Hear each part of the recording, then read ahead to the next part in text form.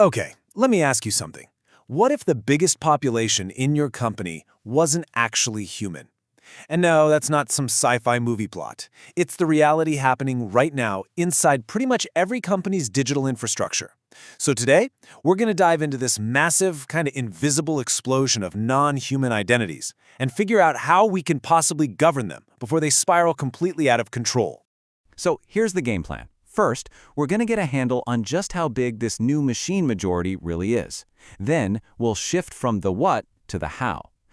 Tackling the chaos in the cloud, putting a stop to the whole insecure digital secrets mess, and locking down our modern applications. And to wrap it all up, we'll peek into the future and talk about the next big thing, AI. All right, let's jump right in. To even begin to solve this thing, we first have to wrap our heads around the sheer, mind-boggling scale of it all. I mean, we're not just talking about a small change here. This is a fundamental shift in who, or maybe more accurately, what, is running the show in our digital world. Seriously, just take a second and think about that question. Because for most companies out there today, this isn't some hypothetical what-if scenario. It's the new reality. The number of machine identities, all those automated scripts and services, is absolutely dwarfing the number of human employees. And that changes everything. And just look at this list. It's not just one type of thing we're talking about. You've got your service accounts running tasks in the background, cloud servers doing all the heavy lifting, those little microservices that are the building blocks of every modern app. Heck, even things like IoT sensors and cameras. They all need to connect to our systems, and every single one needs its own identity to do its job. But here's the kicker. Every single one of those identities is a potential door for an attacker to walk right through. So, the big question is, how on earth do you even start to manage all of this? Well, that brings us right to our next topic, bringing some law and order to what is basically the Wild West of cloud permissions. And the sheriff in this town has a name, CIEM. So what is CIEM? Think of it like a super smart security auditor for your cloud. It's built to answer a really simple but incredibly important question for every identity, whether it's human or machine.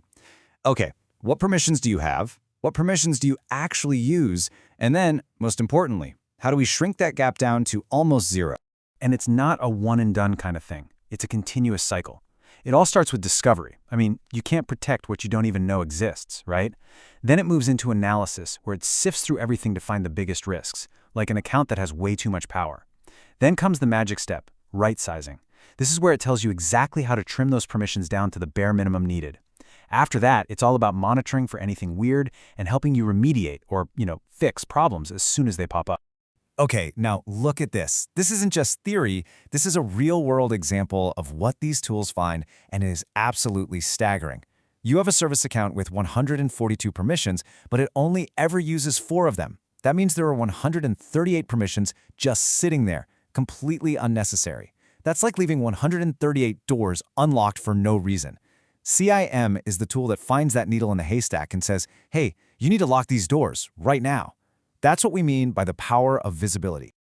All right, so if identities are the who, then our next topic is all about the how. How did these machines actually prove who they are? Well, they use secrets, things like passwords, API keys, security tokens. And for decades, honestly, we've been handling them in a really insecure way. For a long time, the dirty little secret of software development was this. People would just copy and paste passwords and API keys right into their code. I know, it sounds crazy, right? But as you can probably guess, if that code ever gets leaked, and trust me, it does, it's literally like leaving the keys to your entire kingdom sitting on the front lawn for anyone to grab. And this really shows you the night and day difference between the old way and the new way. On the one hand, you have high-risk, manually managed secrets just sitting there, exposed. On the other, you have a modern, automated system where secrets are low risk because they're dynamic, they're short-lived, they expire quickly. It's moving away from a messy, fragile process that we know is a bad idea to a clean, centralized, and totally auditable best practice. So, what are the new rules of the road?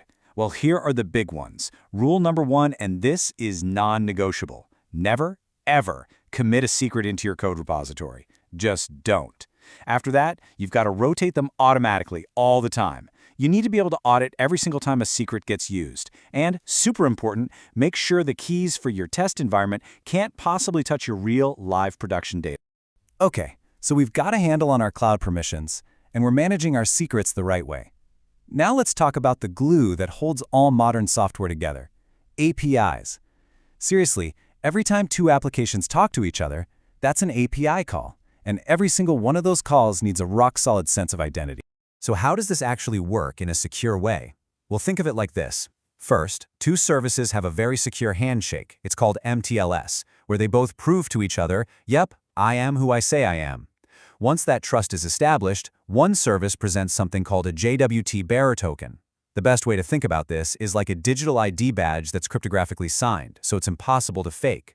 That badge is then shown to an API gateway, which is basically the security guard at the door. The guard doesn't just check if the badge is real. It looks at the fine print, the scopes, to see what you're actually allowed to do. Can read data but can't write. And only if everything checks out does the guard let you in.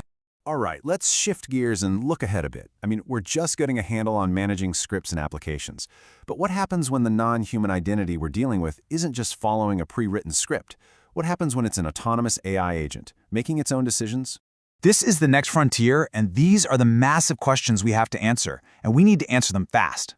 How does an AI prove it is who it says it is? What kind of permissions do you give to something that can learn and change on its own? How in the world do you create a perfect audit trail to track and explain every single action it takes?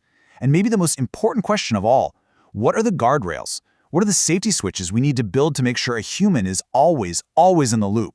And that brings us to the final and maybe most important question of all. Because when you strip everything else away, the cloud permissions, the API keys, the AI agents, it all boils down to one simple concept: trust. As our teams evolve into this new mix of humans and intelligent machines, the systems we build to manage identity and grant that trust, well, they're going to be the foundation for everything that comes next. It's a huge challenge for sure, but it's one we absolutely have to get right.